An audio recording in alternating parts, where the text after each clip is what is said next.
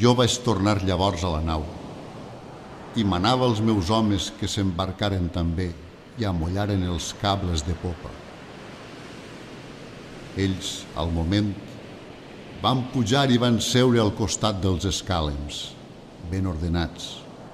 Anaven batent amb els rems l'aigua grisa.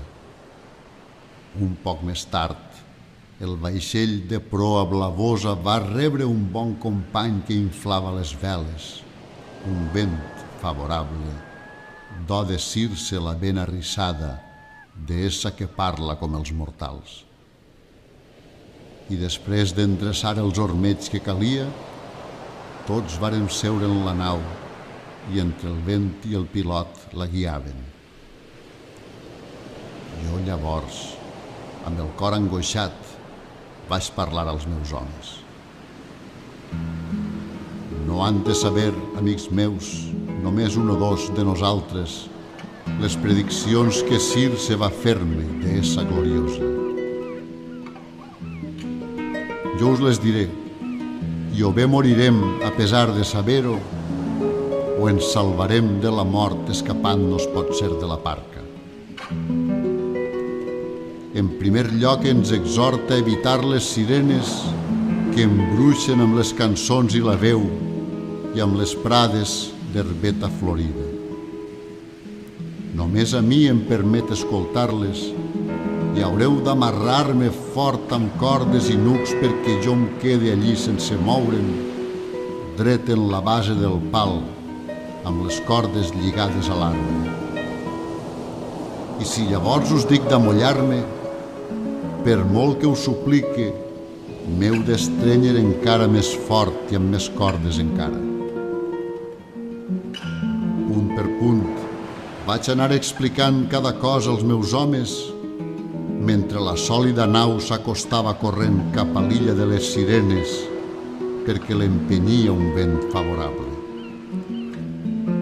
Però de sobte el vent va cessar i va vindre la calma, sense ni un pèl de brisa. Algun déu adormia les ones. Van aixecar-se llavors els companys i arrearen les veles i les desaren al fons de la nau. I després varen seure i amb els rems de fusta polida emblanquien les aigües.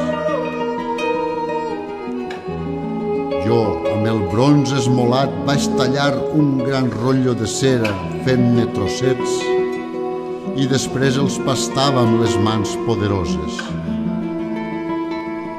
Ben aviat, amb la força del sol, la cera cedia i s'ablania amb els raigs del senyor de l'altura Hiperion. Vaig taponar-los a tots les orelles, un rere l'altre, i ells m'amarraren enmig de la nau les cames i els braços, dret en la base del pal i amb les cordes lligades a l'arbre. Ben asseguts, anaven batent amb els rems l'aigua grisa. Quan ens trobàvem ja a la distància d'un crit de persona, ràpids volant, no se'ls va escapar que la nostra nau àgil se'ls acostava i em varen cantar amb veu melodiosa.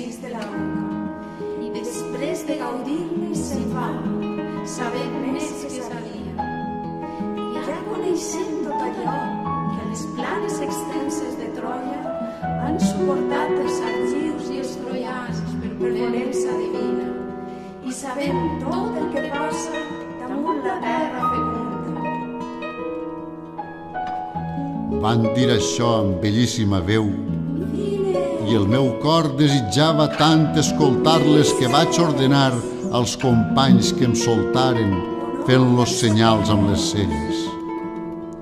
I ells, amb l'esquena corbada, no van deixar de remar. Perimedes i Euríloc s'alçaren i em van lligar més estret i més fort i amb més cordes encara. I després que passàrem de llarg i ja no se sentia ni la cançó ni la veu amb què aquelles sirenes cantaven, ràpidament els meus homes lleials es llevaren la cera amb què els havia tapat les orelles i em van deixar lliure.